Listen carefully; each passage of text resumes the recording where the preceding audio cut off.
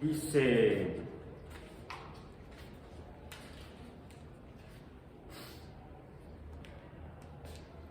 el final del siglo XX fue testigo de una fiebre del oro científica de asombrosas proporciones.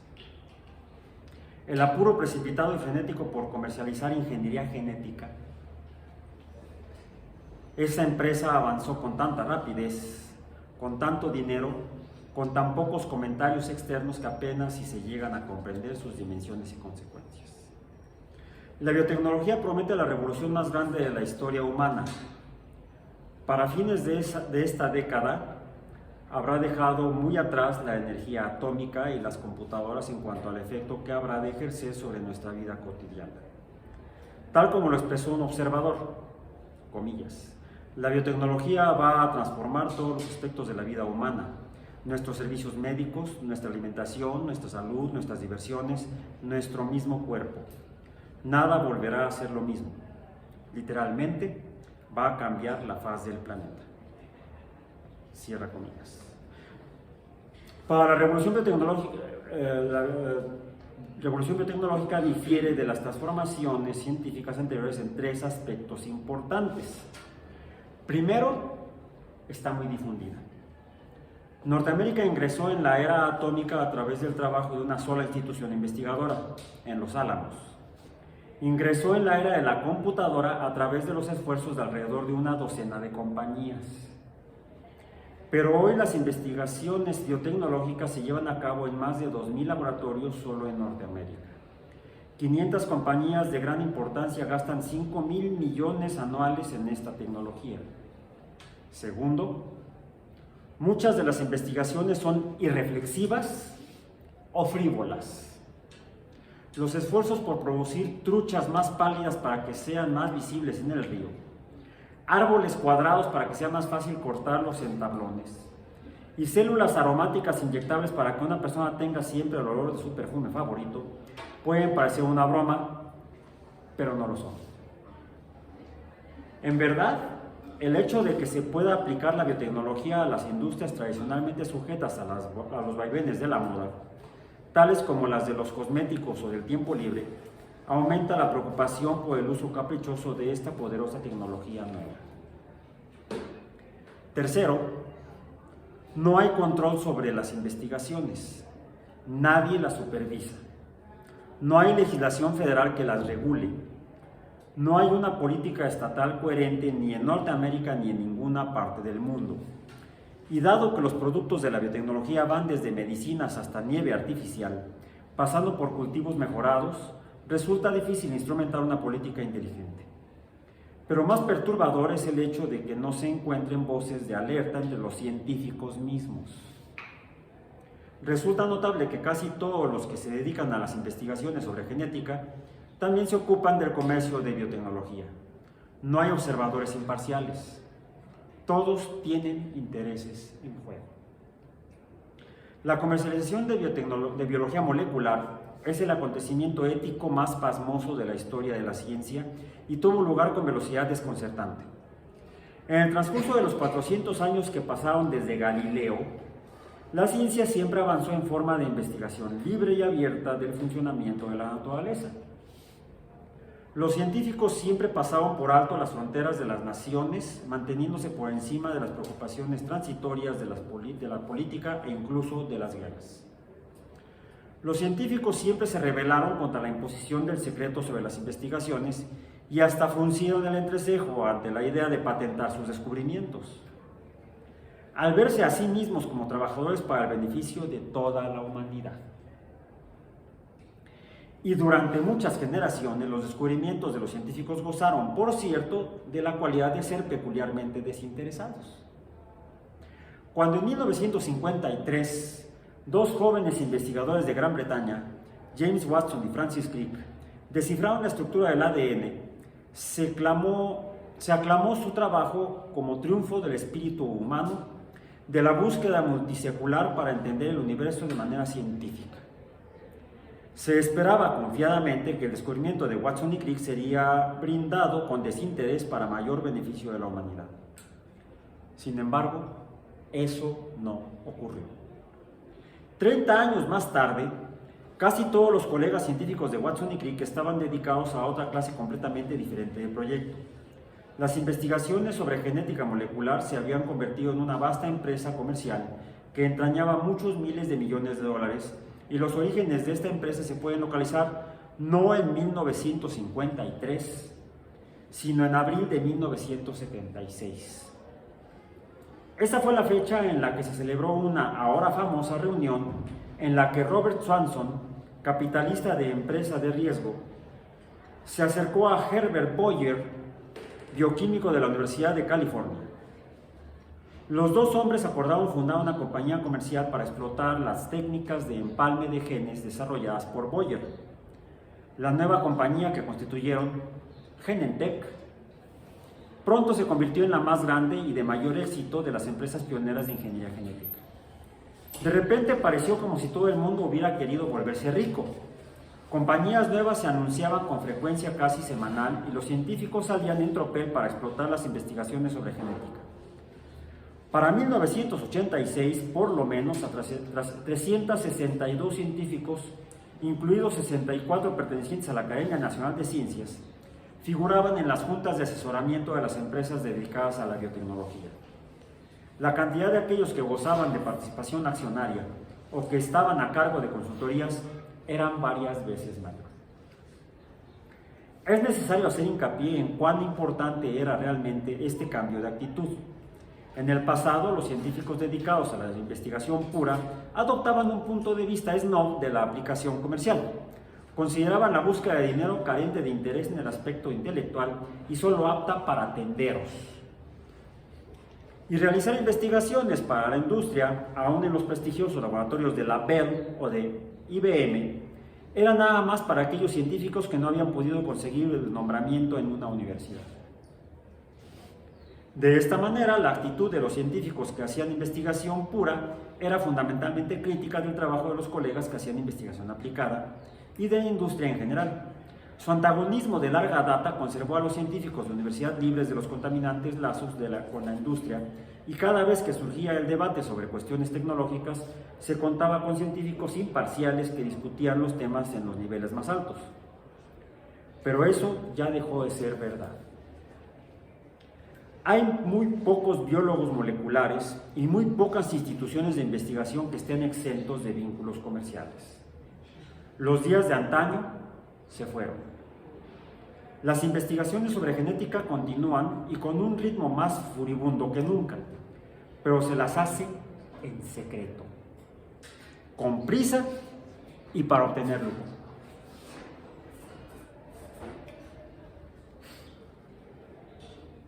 En este clima comercial, probablemente resulta inevitable que haya surgido una compañía tan ambiciosa como International Genetic Technologies Incorporated de Palo Alto, California. Asimismo, tampoco sorprende que la crisis genética que desencadenó no se haya denunciado. Después de todo, las investigaciones de InGen se llevaron a cabo en secreto. El incidente real tuvo lugar en las regiones más remotas de América Central. Menos de 20 personas estuvieron ahí para atestiguarlo, y de ellas sobrevivió nada más que un puñado. Incluso al final, cuando International Genetic Technologies presentó solicitud de protección bajo el capítulo 11, nota a pie de página, capítulo 11 de la Ley de Quiebras estipula lo que aquí se llamaría convocatoria de acreedores, aunque dándose un poco más de latitud de acción a la empresa convocante. Nota del traductor: aquí no se llama así, porque este libro no fue traducido en México, fue traducido en otro país, donde lo que opera es la convocatoria de acreedores. En México se llama concurso mercantil. Googleenlo si no saben lo que es el concurso mercantil. No están obligados a saberlo, no son inversionistas. O que no, que yo sepa, ¿alguno de ustedes es inversionista? Yo no. Yo soy un empleado público, un burócrata. En el Tribunal Superior de San Francisco, el 5 de octubre de 1989. Las actuaciones atrajeron poca atención de la prensa. Parecía ser algo tan común. InGen era la tercera compañía norteamericana pequeña dedicada a la bioingeniería que fracasaba ese año y la séptima desde 1986. Pocos documentos del tribunal se dieron a la publicidad, ya que los acreedores eran consorcios inversores japoneses como Hamaguri y Densaka, compañías que tradicionalmente rehúyen la publicidad. Para evitar una innecesaria divulgación, Daniel Ross de Cowan, Swain & Ross, asesoría letrada de InGen, también representaba a los inversores japoneses. Y la bastante insólita petición del vicecónsul de Costa Rica se oyó a puertas cerradas. Por eso no puede sorprender que, en el espacio de un mes, los problemas de InGen se resolvieran callada y amistosamente. Las partes intervinientes en este acuerdo, comprendida la distinguida Junta Científica de Asesores, celebraron un convenio de no divulgación de los hechos y ninguno va a hablar de lo que sucedió. Pero muchas de las principales figuras del incidente InGen no eran signatarias del convenio y estaban dispuestas a discutir los notables sucesos que desembocaron en esos 3 días finales de agosto de 1989 en una isla remota frente a la costa oeste de Costa Rica.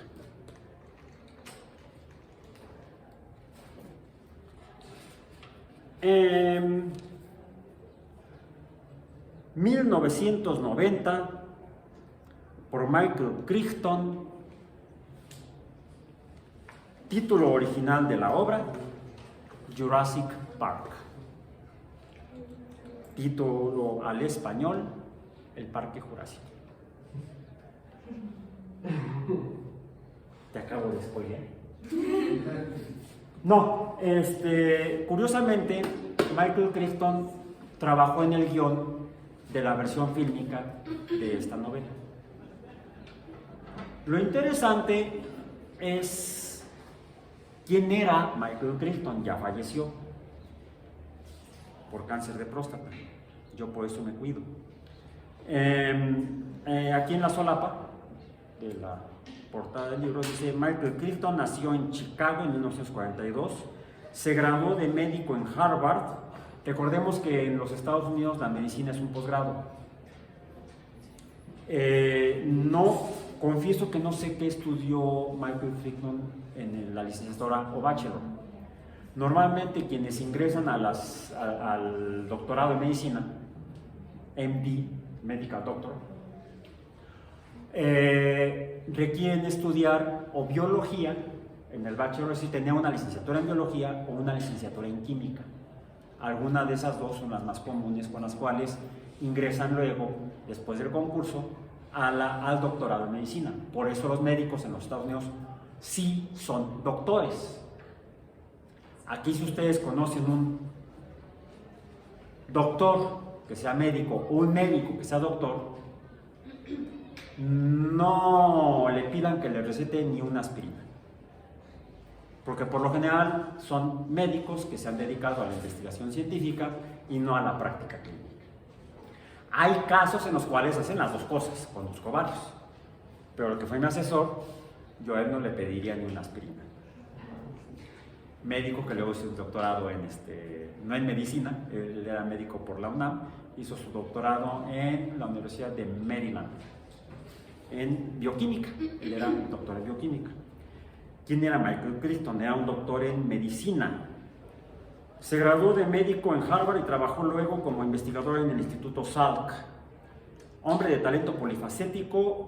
Aquí dice, es autor. Cuando este libro salió a la venta, todavía vivía. Como se dan cuenta, se ve bastante antiguo el libro. Era autor de varias novelas. La amenaza de Andrómeda. Googleenla. Esa la vi la película en televisión. Ya no la he vuelto a ver.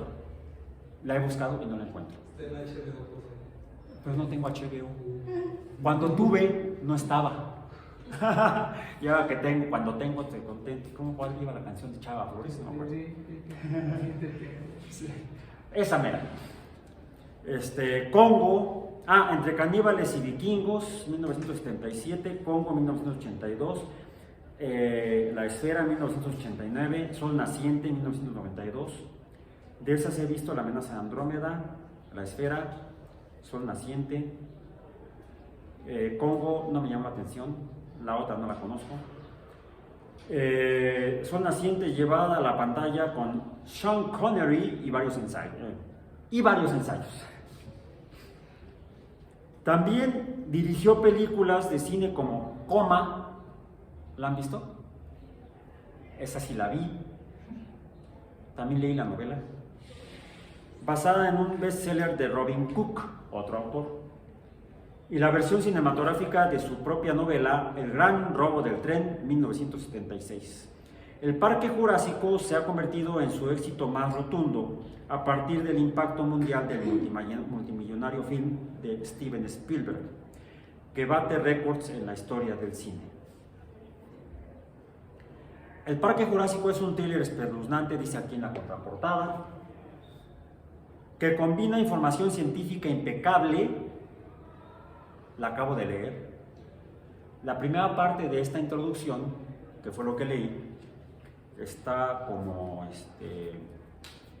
introducción, subtítulo, o más bien, sí, subtítulo, El Incidente Ingen.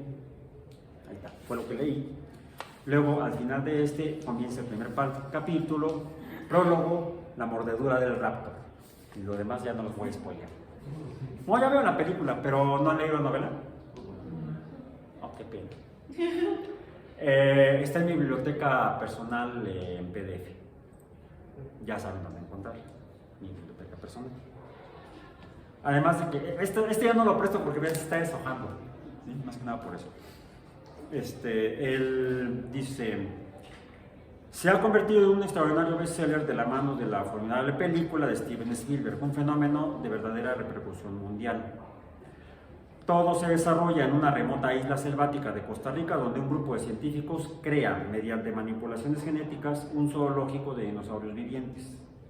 Los sistemas de seguridad del lugar, provistos de complejos circuitos computarizados, parecen invulnerables. Sin embargo, el caos se desata cuando una empresa rival intenta robar embriones congelados de dinosaurios para comercializarlos.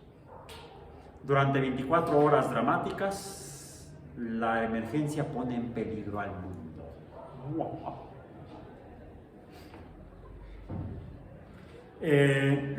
Está muy buena la novela. A mi modo de ver y como opinión personal, tómenlo así, está mucho mejor que la película. Entonces sí, les recomiendo que la lean.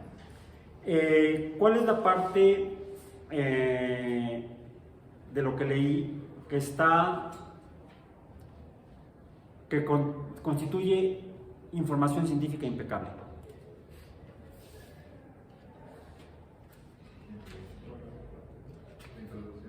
En la introducción hay 4 grandes párrafos donde empieza, en este clima comercial probablemente, ¿verdad? Eso es el cuarto párrafo. El párrafo previo es el que habla de la comercialización de biología molecular. Es el acontecimiento ético más pasmoso de la historia de la ciencia.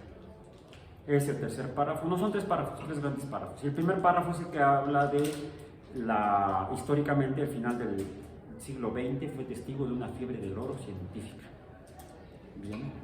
Lo interesante en cuanto a mi persona es que me tocó vivirla casi en persona, vamos a enterarme casi de primera mano, porque yo entré a la licenciatura en 1979, mentira, que entré en el 78 fue mi hermano, yo entré en el 79. Pasa que ya venía yo de oyente a clases en el 78. Y recuerdo que estudiamos los trabajos de Watson y Crick, publicados en Nature en abril de 1953. Si lo han leído el artículo, los 3 artículos sobre la estructura del ADN, son 3 artículos. El primero, firmado por James Watson y Francis Crick, donde muestran la estructura de doble hélice. El segundo, firmado por Rosalind Franklin y su colaborador, que se me fue su nombre, Gosling era su apellido. Gosling y Franklin presentaban y desarrollaban las evidencias cristalográficas. Sí, Watson y Crick fundamentan su propuesta de estructura con base en los estudios cristalográficos que se habían llevado en Londres, se habían llevado a cabo en Londres. El detalle lo publicaron Gosling y Franklin. Y finalmente Maurice Wilkins y su equipo colaborador aportó la información restante. Maurice Wilkins, James Watson y Francis Crick recibieron en 1961 o 62, no recuerdo el año, no tengo por qué recordarlo, yo nací en el 61 y entonces no leía yo estas cosas. Ni leía. Recibieron el premio Nobel en Medicina y Fisiología por su descubrimiento de la estructura de los ácidos nucleicos, en particular del ADN. ¿Ya leyeron los 3 artículos de Nature? Léanlos. Es muy importante que ustedes, como virus experimentales, lean los artículos originales de este importantísimo hallazgo, sin el cual lo que aquí describe en forma narrativa de una aventura Michael Crichton sería pura ficción.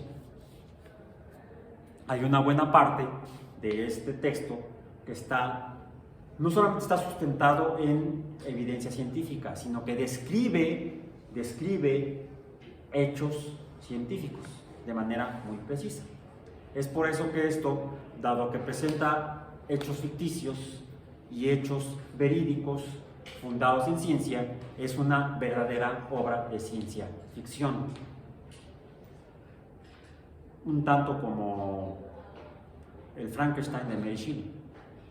También es un texto, una novela de ciencia ficción, con una estructura diferente. Frankenstein. El título es así, Frankenstein. La autora es Mary Shelley. Bueno, fue Mary Shelley. Mary Shelley, curiosamente, no era científica. Michael Crichton sí. Era doctor en medicina e hizo investigación en el Instituto Salk.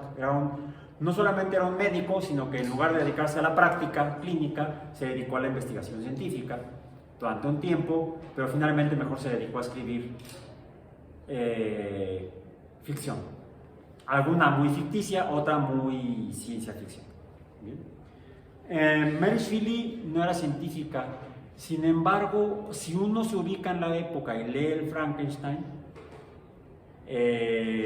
tiene un sustento muy importante con base en lo que se conocía en esa época. Porque Mary Shelley escribió esa novela más o menos con el mismo bagaje que usó Julio Verne para desarrollar prácticamente toda su obra novelística. Julio Verne tampoco era científico ni ingeniero, pero mucho de lo que escribió en sus novelas estaba sustentado en ciencia de la época. ¿Cómo lo hicieron? Mary Shelley y Julio Verne eran amigos de científicos. Platicaban en la sobremesa de lo que hacían sus amigos y entonces ella se enteraba y tomaba nota. Igual que Julio Verne. Ubicado en esa época, 1900, en los antecedentes. Antecedentes en la época, sí. Luego habla de la fundación de empresas, ¿no? 1980, ¿y qué fue?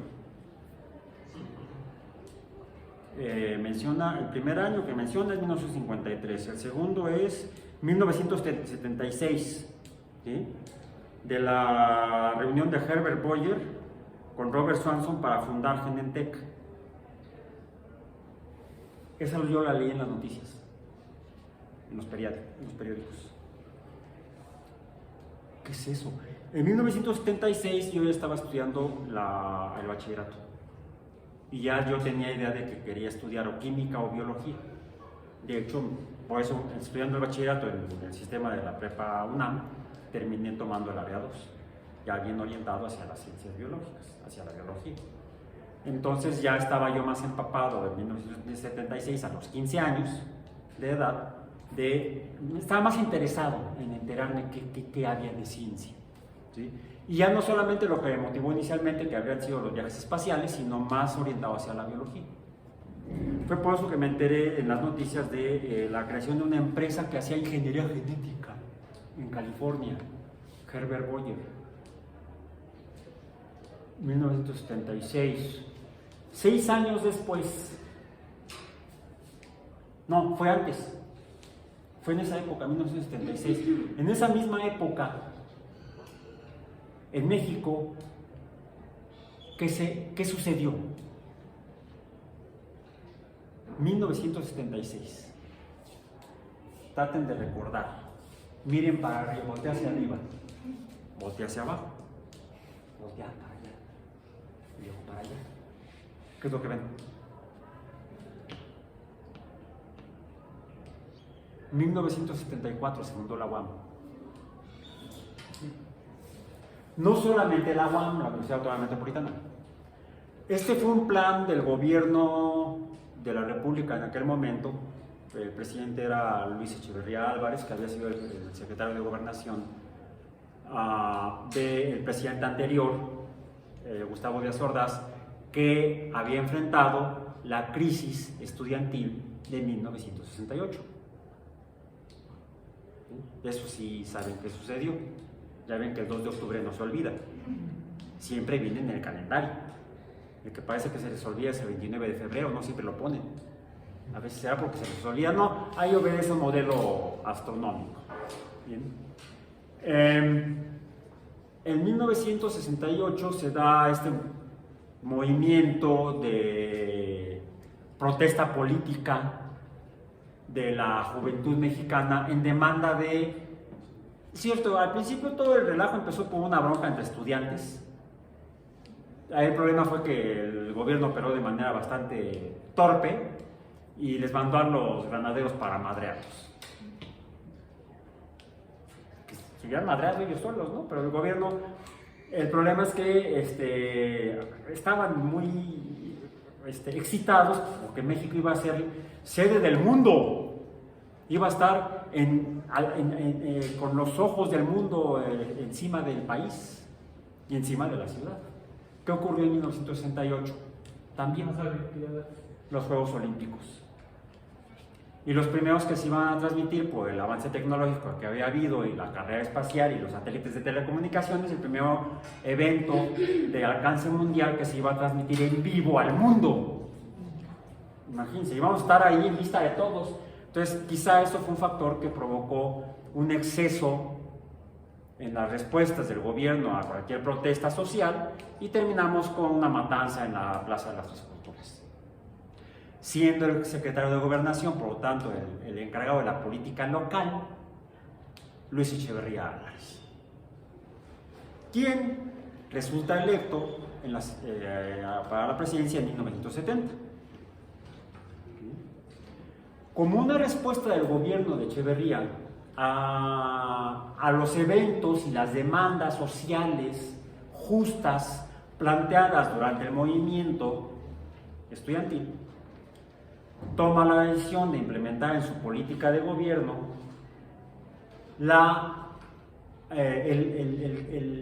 una mayor inversión en educación, pero sobre todo en educación superior. Revisen, hagan la búsqueda, no ahorita, después, cuántas universidades o instituciones de educación superior había en México en 1968. Públicas y privadas, pero sobre todo las públicas, que son las que son directamente responsabilidad del gobierno. Debido a eso, es que entonces, como parte del programa de desarrollo, Plan Nacional de Desarrollo, que es el primer presidente que propone, plantea y lleva a cabo un Plan Nacional de Desarrollo para el país, para el desarrollo del país, considera precisamente una mayor inversión en educación superior. Y plantea a los expertos que pónganse a diseñar universidades para que las podamos empezar a echar a andar. El dinero está,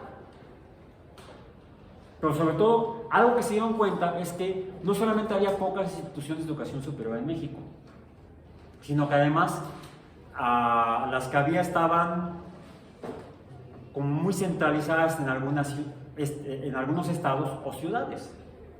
Había estados en los que no había instituciones de educación superior. Y entonces la gente que deseaba o necesitaba o aspiraba a un título universitario para tener una profesión respaldada por un título universitario tenía que emigrar a otra ciudad o a otro estado.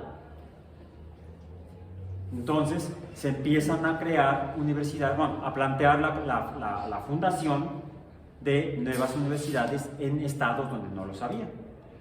Se fundó, por ejemplo, la Universidad de Baja California. Se fundó la Universidad Autónoma de Aguascalientes, la Universidad Autónoma de Baja California, la Universidad Autónoma de Aguascalientes y otras más. Dentro de esas también la Ciudad de México estaba creciendo, la población estaba creciendo y solamente había 2 universidades o instituciones de educación superior públicas. Y no había tampoco muchas privadas. Sí existía, por ejemplo, la Universidad Iberoamericana, estaba en Coyoacán entonces. Existía la Universidad La Salle, estaba por allá por Mixcoac, más o menos. ¿Alguna otra que yo recuerde? ¿En la Ciudad de México? No, creo que no. Creo que no. No recuerdo si el ITAM, no recuerdo si el Instituto Tecnológico Autónomo de México, que tecnológico no tiene nada. Y universidades públicas estaban la Universidad Nacional Autónoma de México y el Instituto Politécnico Nacional. No había más. Y la población en la Ciudad de México seguía creciendo. La población en edad o de edad universitaria seguía creciendo, pero no había a dónde canalizarla y eso estaba empezando a generar problemas sociales. Sí, a ver, las universidades funcionan como guarderías de adultos. A veces. Depende de nosotros, que así sea, o que sea realmente una institución de formación profesional. Bien. Entonces, lo que sucedió fue que se hacen los planes, se crea el programa o el plan el modelo de la nueva Universidad Mexicana. Además, no solamente se trata de hacer más universidades, sino de hacerlas con base en lo que en los nuevos conocimientos que se habían desarrollado en psicología, en pedagogía, en didáctica, y no solamente en las áreas científicas y tecnológicas, en cuanto a educación.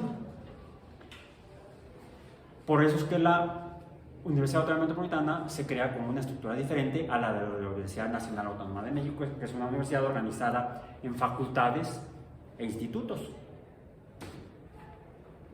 En la UAM no hay facultades y tampoco hay institutos. Es diferente, al menos en cuanto al nombre. Si una es la UNAM y otra es la OTRAM. No, así decían los periódicos entonces. También uno leía van a fundar, además de la UNAM, van a crear la OTRAM. O sea, una y otra. En el caso del Politécnico está formado por escuelas y centros de investigación. Las escuelas son como las facultades y los centros de investigación son como los institutos de investigación. En la UAM no hay ni escuelas ni centros. La estructura es diferente, es nueva. Y con ese modelo se van creando las nuevas universidades donde no había en el país. Y donde sí había, pero ya eran insuficientes. Por supuesto, la Universidad Nacional Autónoma de México, cuyo rector en el momento era el doctor Guillermo Soberón Acevedo, médico, investigador bioquímico, con reconocimiento internacional. De hecho, el que fue mi maestro fue no exactamente alumno de Guillermo Soberón, es menor en edad que Guillermo Soberón, pero ambos eran discípulos de los fundadores de la bioquímica en México. siendo mi maestro de los más jóvenes y Guillermo Soberón de los mayorcitos.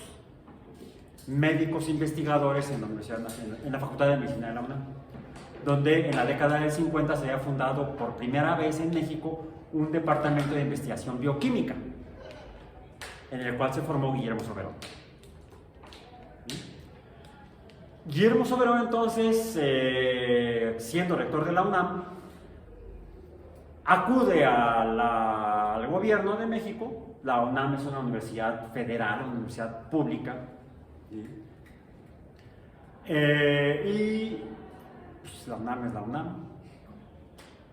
Y entonces toma la postura de, pues si van a crecer otras universidades, la UNAM necesita crecer. Se construyeron, se crearon las primeras facultades de estudios superiores o FES en Acatlán, en Iztacala, en Zaragoza, por ejemplo. Sí, la FES, bueno, no, ahora le cambiaron el nombre después, de facultades a, ¿ahora cómo se llaman? ¿Los campus? ENEPS. No, no son campus, son ENEPS. Escuela Nacional. Subieron de rango, ¿sí? Subieron de rango. Ya todas son iguales, vamos a decir. Pero además de crear nuevas instalaciones como facultades, finalmente se llamaban facultades, la FES Zaragoza, la FES Acatlán, eran facultades. De hecho, en Iztacala, ahí estudió mi cuñado, en la FES Iztacala, biología también, somos de la misma edad. Ese también estudió biología, pero en la FES, en Iztacala. Yo estudié aquí, en la UAM. Algo más que pues no le solicitó, porque llegó con la postura del vengo de la UNAM. Algo más que hizo la UNAM en ese momento fue, además de crear y construir nuevas instalaciones para la docencia, para la educación, para la formación profesional, nuevas facultades, crearon nuevos centros de investigación. Y uno de ellos, orientados a la ingeniería genética, en Cuernavaca. No, ¿lo conocen o han oído o quieren allá hacer su proyecto de investigación? Es un buen instituto, es que no sé si es centro o instituto, porque la UNAM tiene centros e institutos. Bien, entonces, como consecuencia de esto, de lo que está narrado aquí, México no fue ajeno a la revolución biotecnológica de finales del siglo XX. Tan no fue ajeno que en el consejo directivo de Genentech, esto no es novela, aunque parece de terror, en el consejo directivo de Genentech había un investigador mexicano que fue compañero de Boyer en la Universidad de California, Francisco Bolívar Zapata. El doctor Bolívar, Paco Bolívar, a los cuates.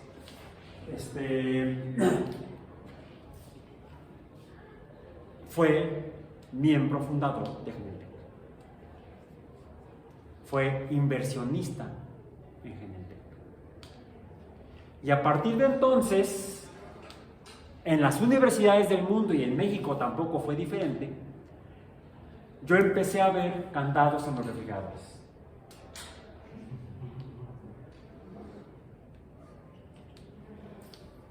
Eso no existía cuando yo empecé a trabajar. Porque eso se dio de 1976, más o menos 75, 76, a 1985, 88, el crecimiento de la fase lag. Y luego la fase log fue después. Para la década del 90 ya teníamos muchas más empresas biotecnológicas, que es lo que narra Michael Crichton, que escribió la novela en 1990. ¿Bien? Las cosas han cambiado un poco. También habla del uso de computadoras cuando la empresa ficticia InGen eso ya es ficción. Narra en la novela que pues se ha sabido que InGen ha comprado una gran cantidad de equipo de cómputo. ¿Para qué? ¿Por qué? Todo esto comenzó no hoy, 16 de febrero de 1966. Es el problema del otro ciclo. Voy a llegar aquí con mi peluca talqueada y eso. No tanto. Bueno, sí, no sé, pero ahorita revisamos. De 2023 en Introducción al Pensamiento Crítico, donde estamos hablando de biotecnología.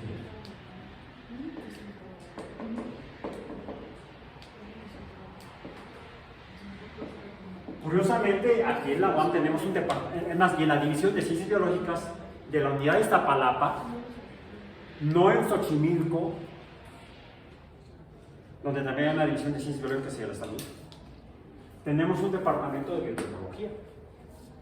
¿Lo conocen? Es de donde era el profesor Fierro. Sí, en el departamento de biotecnología están la mayoría de los profesores. Vamos a poner aquí el departamento.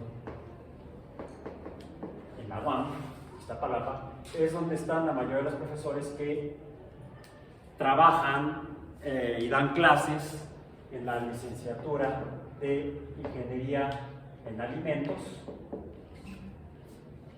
y de la licenciatura de Ingeniería Bioquímica Industrial. Estas dos licenciaturas se fundaron en 1974 en la UAM. Porque ya estaba eso en ciernes a partir de que en 1953, vamos a poner aquí, digamos que en 1953, se publicó la estructura del ADN. Ahora, ¿esto de dónde salió? No salió de la manga del chaleco de nadie, ni de la imaginación de Watson y Crick. Todo el mundo se acuerda de Watson y Crick, nadie recuerda ni a Wilkins, ni a Franklin, ni a Gosling. Yo sí me acuerdo de ellos. No me acuerdo del nombre de los colaboradores de Wilkins porque eran muchos más. Y ya a mi edad y a mi estado ya no me funciona muy bien acá la memoria. Bien, ¿esto de dónde salió? Fue lo que estuvimos hablando la semana pasada, en la última sesión. Esto surge, y por eso porque lo revisamos, de la fundación de la biología. La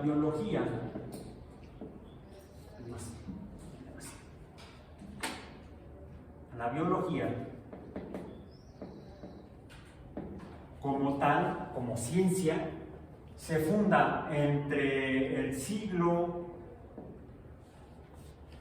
XVII más bien, entre el siglo XVII y el siglo XIX, entre la teoría celular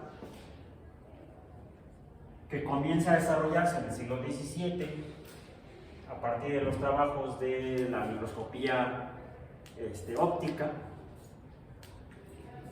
y las teorías de la evolución antes, conceptualmente,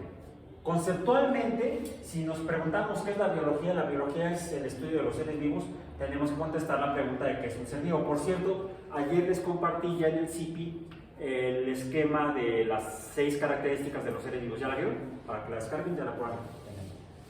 La lámina esa. Favor de citar. Ok, bien. Conceptualmente es, la biología estudia los seres vivos. ¿Y qué son los seres vivos? Son cosas que están formadas por células, primer paradigma de la biología. 1. Estas células, de esas células se forman todos los seres vivos, Y uno de los procesos que los caracteriza es la reproducción, en la cual se transmiten las características de una célula a la célula descendiente, a la progenie, ¿sí? Y eso se hace porque existen genes, la teoría genética. Es el segundo paradigma conceptualmente hablando. Conceptualmente hablando, incluso fenomenológicamente hablando. Tenemos una célula, se reproduce. ¿Y cómo sabemos que va a producir celulitas? Pues porque está pasando la información. Así podemos entonces comenzar a definir a la vida como un fenómeno informático.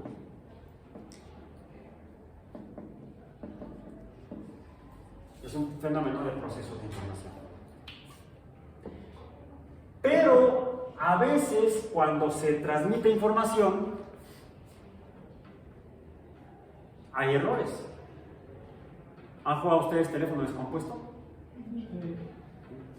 Bueno, es como jugar al fundamento genético que nos explica por qué no todas las células o todos los seres vivos son iguales, sino porque hay esa variabilidad. Incluso en el mismo proceso reproductivo. No todos los descendientes, no toda la progenie de un proceso de reproducción, no todos los individuos de la progenie son iguales. Hay diferencias. Y esas diferencias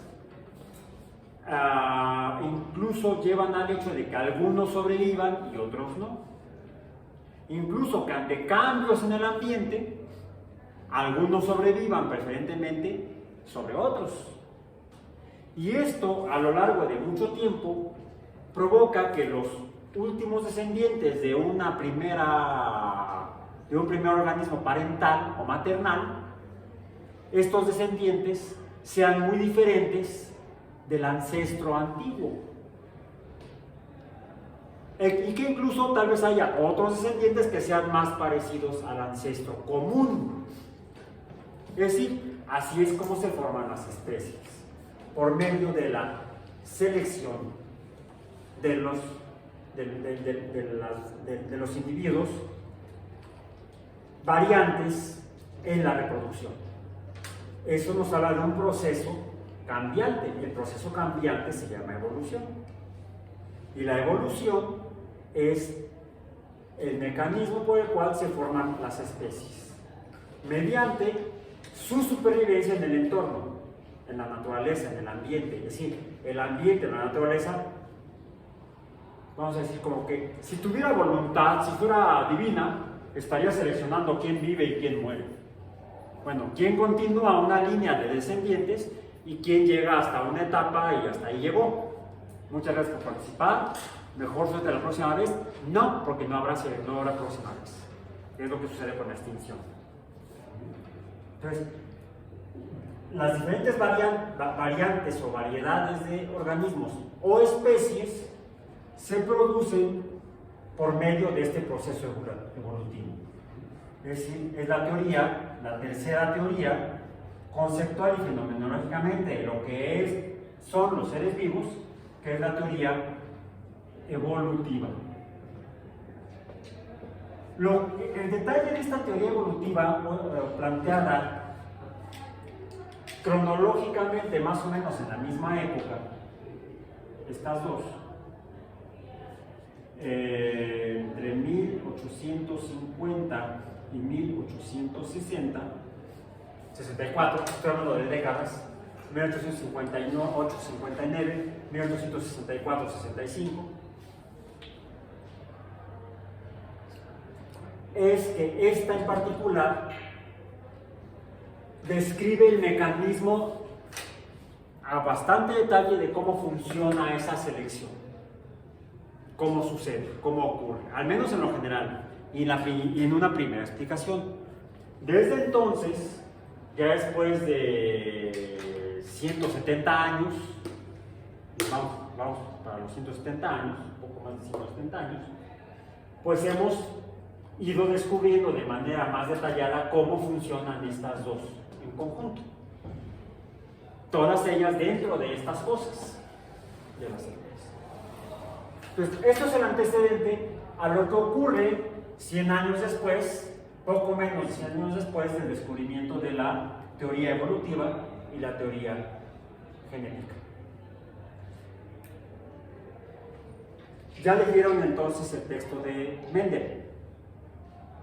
Él describe el funcionamiento y describe el concepto, mas no le da nombre. No existe la palabra gene.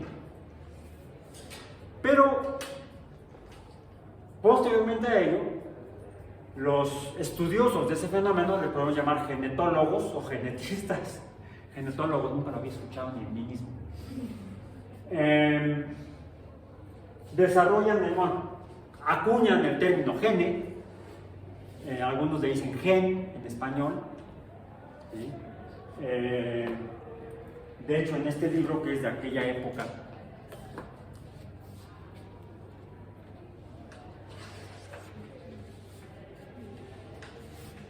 este era de mi hermano, de hecho, fíjate su nombre. No hay libro. Se lo volé. No, más bien lo dejó en casa cuando se casó. 1974 por el Fondo de Cultura Interamericano. Sin embargo, algo que ocurre menos ya hoy en día. Sin embargo, sigue ocurriendo, aunque ya es menos. Había un letargo o un retraso en el tiempo en el cual llegaba a algún idioma una obra original del creador del concepto del conocimiento o el autor de esta obra. El autor de esta obra es James Watson, James Dewey Watson, que es el único que sobrevive de los equipos que trabajaban en esto y de los receptores del premio Nobel al respecto. La obra original fue titulada Molecular Biology of the Gene. Se pronuncia gene, sin embargo, ¿cómo se escribe? Molecular Biology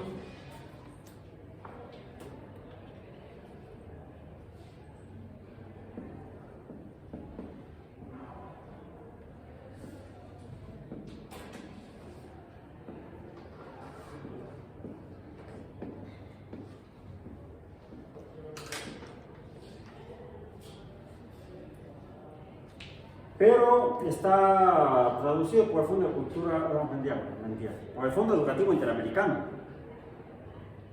¿Y cuál es el título? Con el video ahí. Biología molecular del gen. Bueno, aquí hay podemos entrar en un debate lingüístico, no lo vamos a hacer, solamente lo voy a mencionar brevemente. Algunos afirman que se tiene que escribir así en español, gene, y pronunciar así, gene, y no gen, porque comúnmente en español las palabras que terminan en una consonante fuerte son pocas. Se suaviza agregando una vocal al final, típicamente la E. Así, por ejemplo, en el béisbol, ya saben que se lanza la pelota y se golpea con él. Algunos dicen que deben llamársele bate. ¿Sí? ¿Tú juegas béisbol? ¿O jugabas? ¿O quisiste jugar? Sí, algunos le dicen bate, otros le dicen bat. Pero bat nos cuesta más trabajo a los hispanoparlantes mencionarlo. Por eso, bueno, eso es un detalle lingüístico, no genético. Así es cultural, no genético. Esta obra, dijimos, es de 1970, ¿verdad? 1970. Versión española de la segunda edición de la obra, publicada originalmente en inglés por Benjamin Inc. en Menlo Park, California, 1970, por J.D. Watson. Y este fue publicado en español por el Fondo Educativo Interamericano en 1974. Se tardaron 4 años en hacer todo el trabajo hasta que salió esta obra vamos a ponerla así como título, por James D. Watson, es de 1970. ¿Sí? 1970. Pues nos llegó a los hispanoparlantes en el 74. Mi hermano entró, les digo, en el 78 entraba a estudiar biología aquí, donde en la UAM se había fundado en 1974 la licenciatura en biología, y estas dos, la ingeniería bioquímica, biotecnología. ¿Qué es la ingeniería? Diría el maestro ya fallecido, puro cadáver aquí. No, él sigue vivo. Y es medio nefasto. En fin, entonces uno quisiera. Está flojo tu cosa ese. Decía el ingeniero Marco Aurelio Torres, de la UNAM, que la ingeniería es el arte de transformar la naturaleza. El maestro Marco Aurelio Torres era profesor en la Facultad de Ingeniería de la UNAM. Él era ingeniero. ¿Sí? Hacía puentes, edificios y carreteras. Podríamos entonces interpretar que la ingeniería bioquímica sería el arte de transformar a las biomoléculas en general, ¿sí? Porque es la bioquímica. La bioquímica es el estudio de las biomoléculas. La bioquímica es el estudio de biomoléculas. El estudio químico de biomoléculas, o sea, no de moléculas inorgánicas, sino de moléculas biológicas, moléculas de interés biológico e incluso moléculas provenientes de organismos, como el ADN. Sin embargo, podríamos considerar, si la definición del ingeniero Torres lo tomamos como una buena definición de lo que es la ingeniería, esto no empezó con el conocimiento de la estructura del ADN, empezó antes. Porque esto en particular nos permitió conocer la estructura del gene. Al menos la estructura básica está formada por ADN, pero para eso tenemos que haber definido antes que el ADN era la molécula responsable de la herencia biológica. Y eso sucedió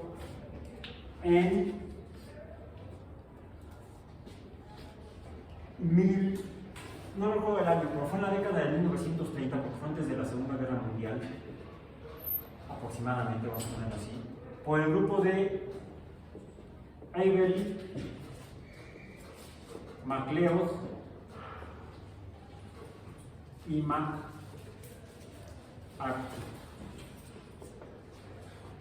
Creo que escribe así, MacArthur. Es IE o Y, no me acuerdo. Lo que sí me acuerdo es Avery. Ellos definen que los genes son ADN. Porque antes de esto, y antes de, en esta misma época,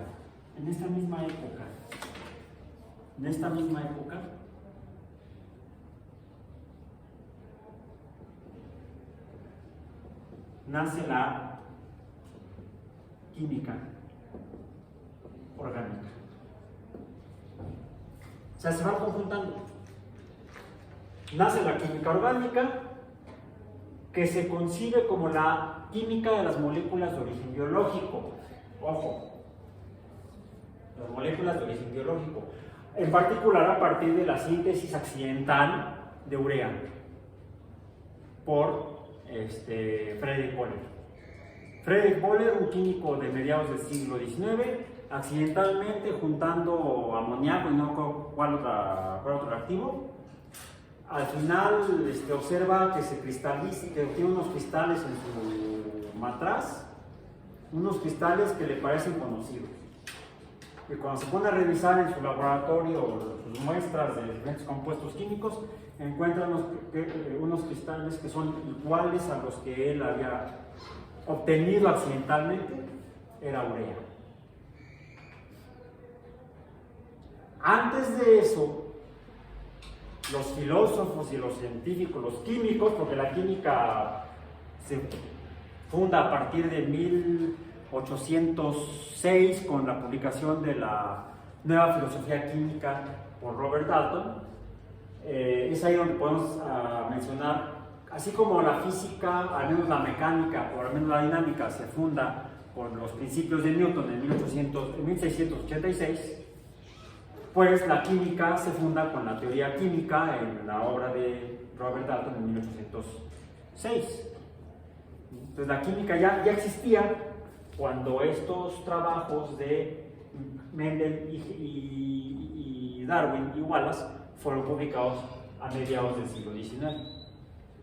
En esta década de 1850, Friedrich Wöhler, un químico de la época, accidentalmente obtiene urea. Antes de eso, los químicos y los médicos y los filósofos no se podían explicar qué era la vida, porque veían que sustancias como la urea solamente se obtenían de la orina de los animales. No se podía producir en el laboratorio de los químicos o de los alquimistas, vamos a decir. En los laboratorios de los alquimistas obtenían ácido sulfúrico, ácido nítrico y otras porquerías. Pero urea no. Con el descubrimiento de la urea accidental, los químicos se estimulan y entonces empiezan a ver cómo le pueden hacer para sintetizar otras biomoléculas. Otras moléculas que solamente estaban en los seres vivos. Se creía entonces que las moléculas que hacían los seres vivos eran producto de una especie de fuerza mágica, vital, que era la que movía a los seres vivos y los diferenciaba de las rocas. Este hecho, más que esto de aquí, más que la fundación de la biología, el nacimiento de la química orgánica, dio lugar al desarrollo de la industria química.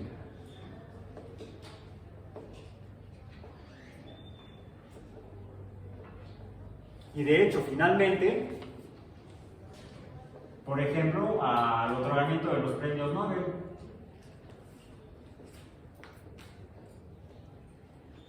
¿Sí han escuchado o han leído el por qué Alfred Nobel creó los premios?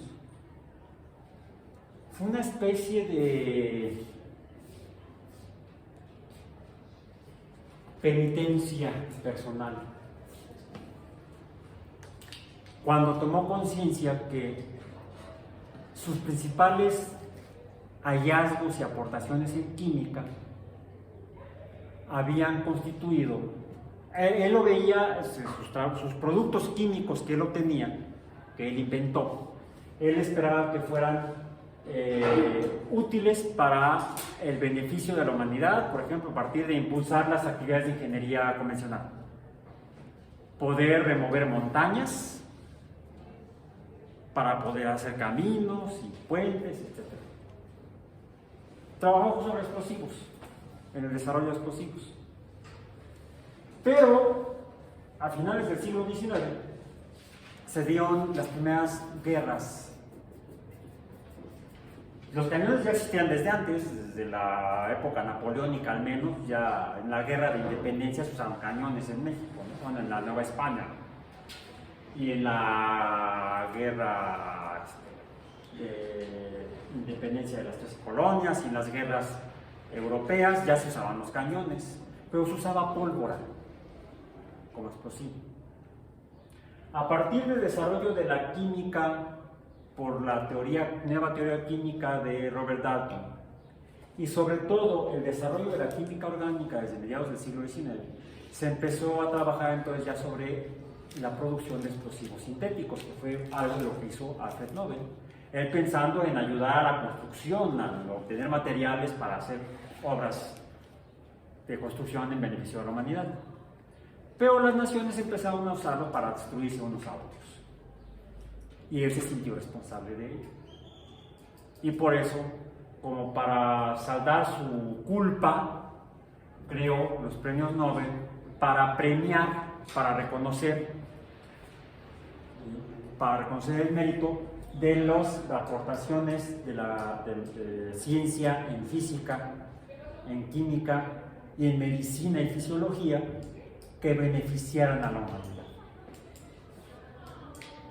Entonces se creó un comité y revisan qué es lo que han hecho los científicos en el mundo y cuáles de esas obras o hechos o descubrimientos de científicos han tenido beneficio para la humanidad, y ese es el criterio inicial con el cual se otorgan los premios Nobel. Entonces, fíjense, aquí aparece un concepto interesante: la conciencia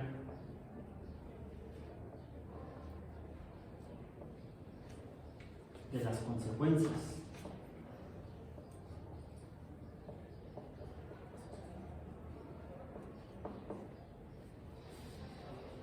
De la actividad científica.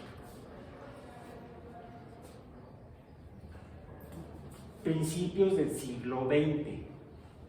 El paso, así como le puse aquí en 1850 y 1860, del paso del siglo XIX al XX. Medio siglo después se descubre la naturaleza del gen. Y ya conseguían personas como Watson, si ya sabemos cómo es el gene, quizá podemos mejorar algo de lo que hablamos la sesión pasada. ¿Qué se hacía para obtener los alimentos? ¿Qué hacían los humanos? Pues domesticaron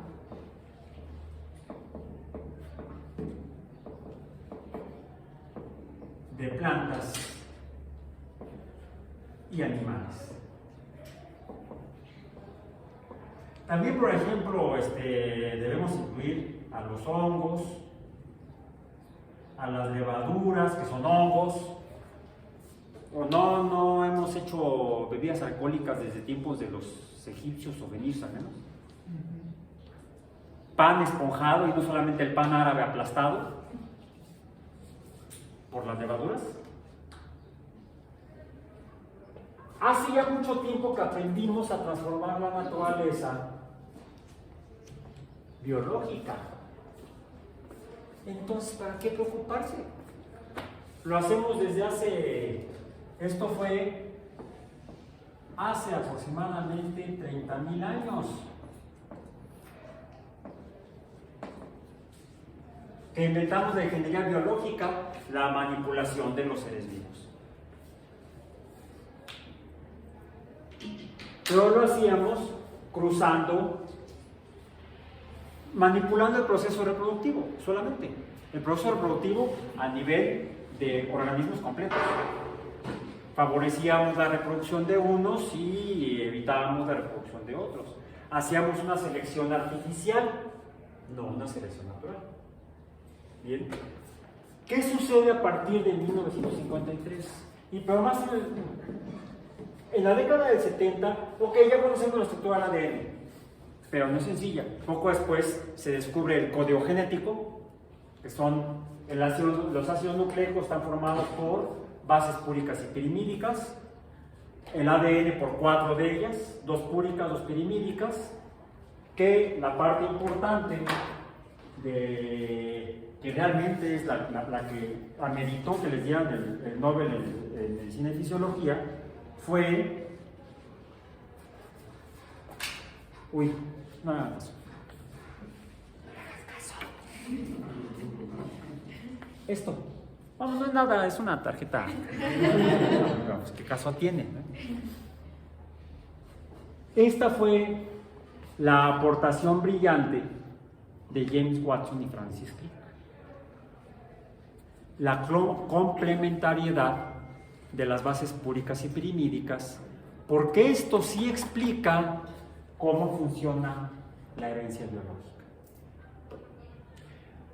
El modelo de Mendel nos daba un modelo matemático, pero podríamos caer en algo como el modelo matemático de Claudio Ptolomeo del sistema del mundo, de los astros, que el modelo matemático era bello y permitía predecir la posición de los astros en la bóveda celeste, pero ¿qué creen? Esa bóveda no existe. No sea usted medio bóveda, eso no existe. Entonces, no es tanto el modelo matemático el que es el realmente útil. El modelo matemático es la base para buscar cómo opera la realidad.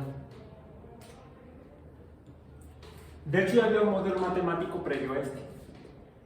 En la misma década de 1930, cuando el grupo de Avery, McLeod y McCarthy descubre que son los ácidos nucleicos, en esa misma época ya se sabía que el ADN estaba formado por dos tipos de moléculas orgánicas. Este estaba formada por purinas y whiskas. Qué curioso, ¿no? Purina es la marca de uno de los alimentos para animales. Sin embargo, la mayoría, 8 de 10 gatos prefieren whiskas, no purinas. No son whiskas, ¿cuáles son las otras? Las pirimirinas.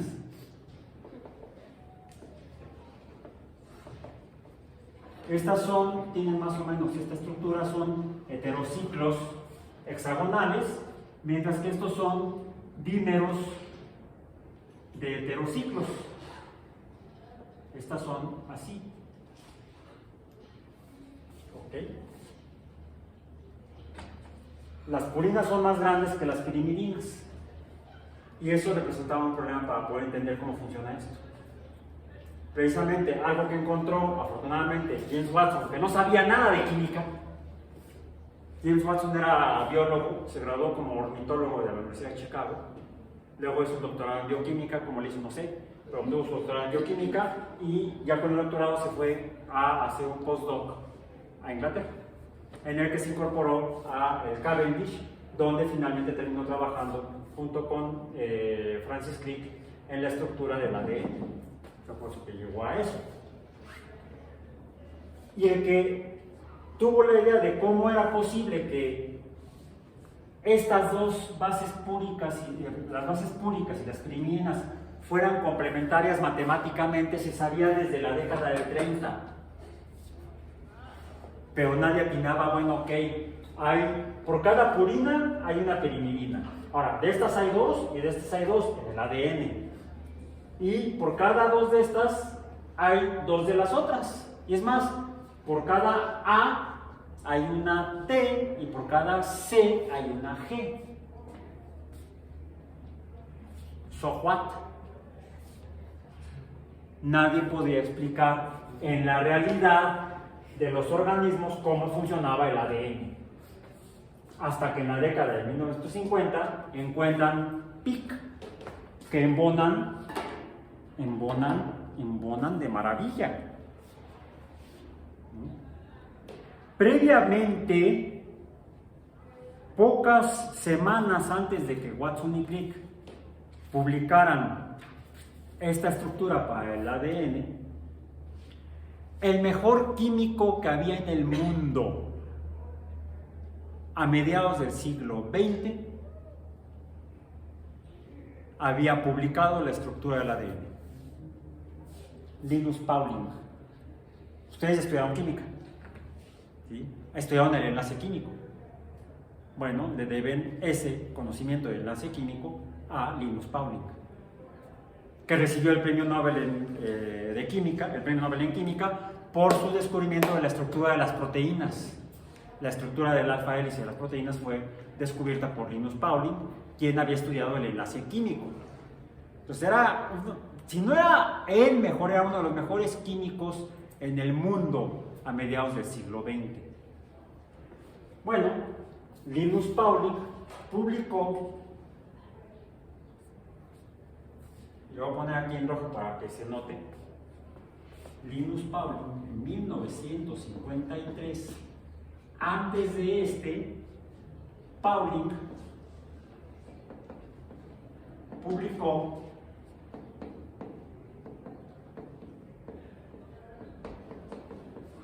en los Proceedings of the National Academy of Sciences.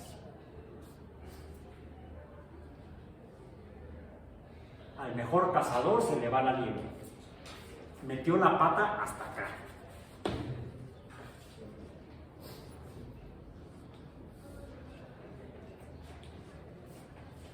¿Se equivocó? Bien. El ADN no es una triple hélice, es una doble hélice que explica el fenómeno binario de la reproducción sexual. Incluso de la reproducción asexual. Tenemos un ADN enroscado, se desenrosca. ¿Cuántas quedan? 2 hebras, cada una se duplica y tenemos 2 hijos en la reproducción asexual. Esto no es biológicamente compatible con cómo funciona la vida. No es numéricamente compatible con cómo funciona la biología. No es matemáticamente compatible. Entonces, pero finalmente se desarrolla la industria química a mediados del siglo XIX, pero a mediados del siglo XX esto da lugar, esta historia hasta aquí se queda porque pues, no llegó más allá. Estaba mal, estaba errado. Y en cambio el camino correcto sigue por aquí, corrido del conocimiento correcto, ojo, del conocimiento correcto, donde el gene, ahora sabemos cómo funciona el código,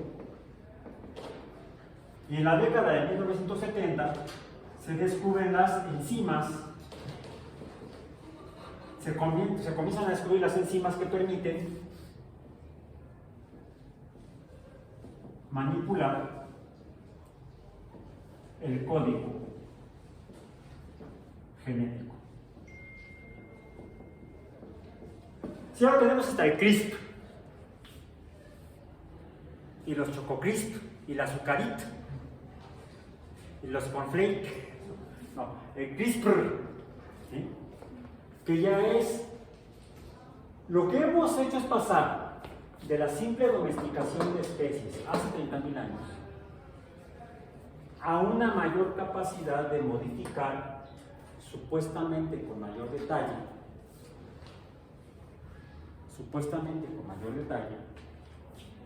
los genes de los seres vivos, de hacer una ingeniería genética a escala molecular.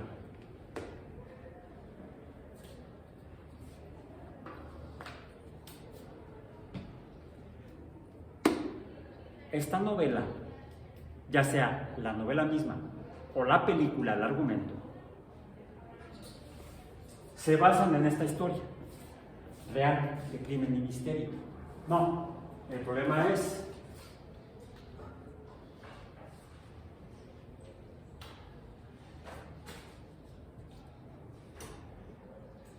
¿hay consecuencias?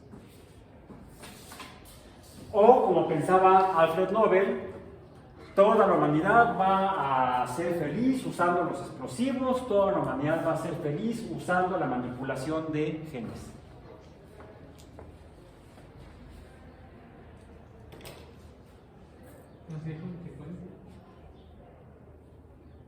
Venía yo escuchando, hoy se me ocurrió venirme en carro, bueno, no se me ocurrió, necesité venirme en carro porque tuve que pasar a otro lugar antes de llegar aquí a la universidad.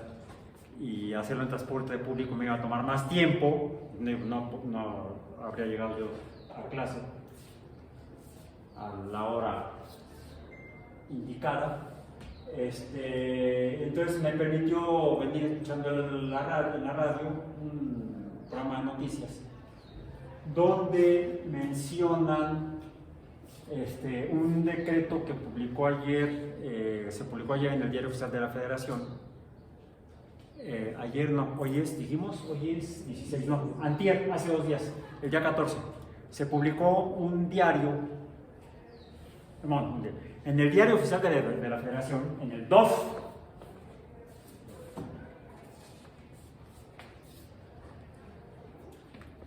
en el 14 de febrero, en español tenemos que poner los nombres a los meses en minúscula. En inglés los escriben en minúscula, en español es en minúscula. El 14 de febrero de 2023, en el Diario Oficial de la Federación, se publicó un decreto en materia de OMG.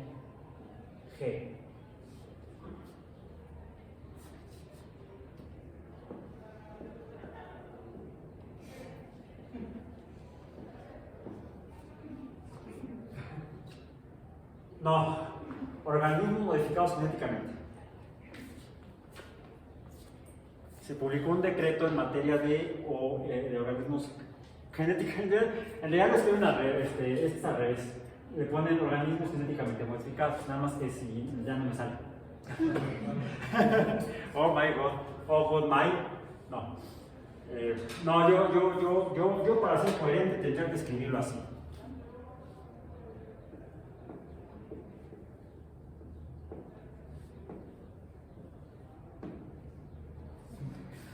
Sí, yo le profeso a mi perro. ¿Bien? Ok.